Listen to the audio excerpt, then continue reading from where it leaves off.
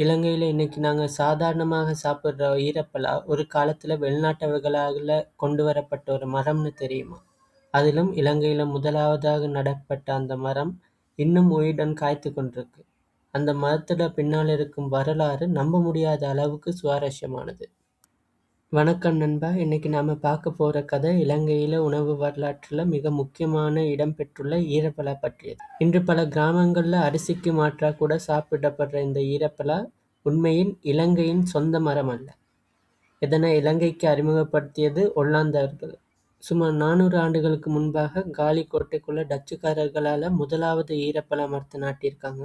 ஆமா, இன்னைக்கும் அந்த மரம் காலி கோட்டையில உயிருடன் நின்று காய்க்கிறதாக சொல்லப்படுது. சிங்களத்துல பத்கச என்று அழைக்கப்படுற இந்த மரம் சோறு மரம் என்ற அர்த்தத்தை தருது.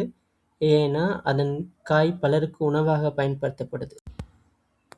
ஈரப்பலா மரத்தின் விஞ்ஞான பெயர் ஆர்டோகார்பஸ் ஆல்டிலிஸ்.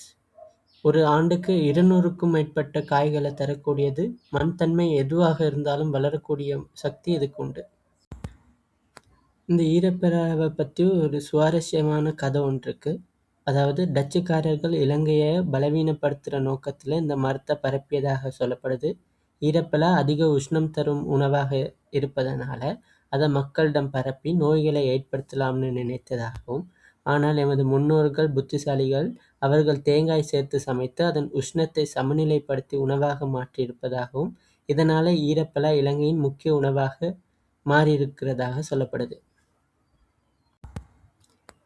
மற்றதொரு கதையின்படி வினோத் சாராட்சி என்ற கடல் பாதுகாவலர் புயல் ஒன்றுல சிக்கி ஒரு தீவுல உயிர் தப்பியதாகவும், அங்கு ஈரப்பலாவை மட்டுமே சாப்பிட்டு உயிர் வாழ்ந்து வந்து பின்னர் அதன் கன்றுகளை இலங்கைக்கு கொண்டு வந்ததாகவும் சொல்லப்படுது. இன்று இந்த வரலாற்று சிறப்புமிக்க மரம் காலி கோட்டையில 11வது காவலர் தளத்துல துறைமுக அதிகார சபை ஓய்வு கட்டிட பகுதியில காணப்படுறதாகவும், அதன் காய்கள் இன்னும் சுவை மிகுந்தது என்று அப்பகுதி மக்களால சொல்லப்படுது.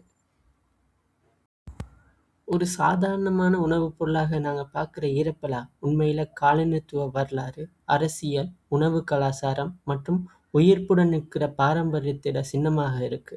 அடுத்த முறை நீங்க ஈரப்பலாவை சாப்பிடுற போது அதன் பின்னால் இருக்கிற இந்த 400 வருட வரலாற்று நினைவுகளை வச்சுக்கோங்க.